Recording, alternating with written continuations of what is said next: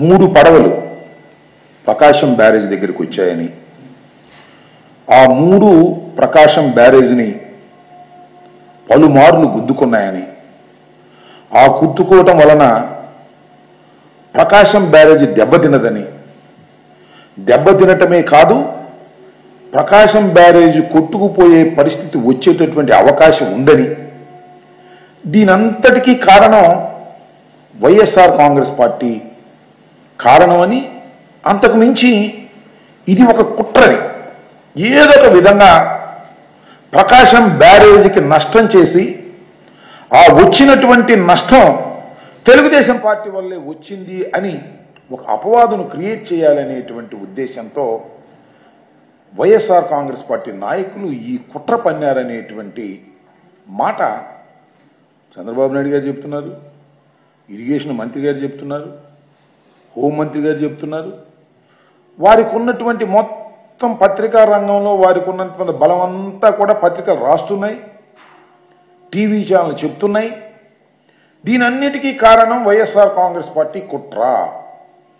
ఈ పెద్ద ప్రమాదం సంక్షోభం నుంచి కూడా వైఎస్ఆర్ కాంగ్రెస్ పార్టీ మీద కేసులు పెట్టాలి, కేసులు పెట్టి వారిని హింసించాలి అనేటువంటి దృక్పథంతో ఇవాళ చంద్రబాబు నాయుడు గారు పనిచేయటం చాలా దురదృష్టకరమని ఈ సందర్భంగా నేను చెప్పదలుచుకున్నాను.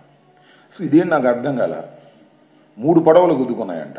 3 పడవలు కాదు, చాలా పడవలు గుద్దుకున్నాయి. నేను మనవి చేస్తున్నా, మొన్న జరిగినటువంటి ఈ పెద్ద వరద వల్ల సుమారుగా 10,42,000 క్యూసిక్లు అనుకుంటాను, లేదా 11 లక్షల పైచలు, 11,43,000 క్యూసిక్ల వాటర్ ఎగువ నుంచి వచ్చింది. చాలా పెద్ద ప్రవాహం, అది చిన్న ప్రవాహం కాదు. బహుశా ఈ మధ్యకాలంలో ఎప్పుడూ రానంత ప్రవాహం 11,43,000 క్యూసిక్లు వస్తే ఎగువన ఉన్నటువంటి బోట్లు తెగిపోయి కొట్టుకొచ్చేసాయి. 1 కాదు, 2 కాదు, ఈ 3 కాదు, టూరిజం బోట్ కూడా కొట్టుకొచ్చేసింది. సుమారుగా number of boats partially damaged 202 according to the government report, నాది కాదు, ఇవాళ ఇచ్చినటువంటి report. Number of fully damaged boats 432, మొత్తం నాశనం అయిపోయినాయి 432. నేను ఒక విషయాన్ని కూడా ఇక్కడ చెప్తా, ఈ 3 బోట్లు టూరిజం బోటే కాదు, చిన్న చిన్న బోట్లు వచ్చాయి.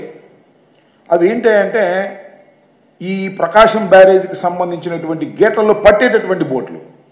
అలాంటి కొన్ని వందలు కొట్టుకుపోయాయి కింద ప్రవాహానికి కొట్టుకుపోయినటువంటి సందర్భం.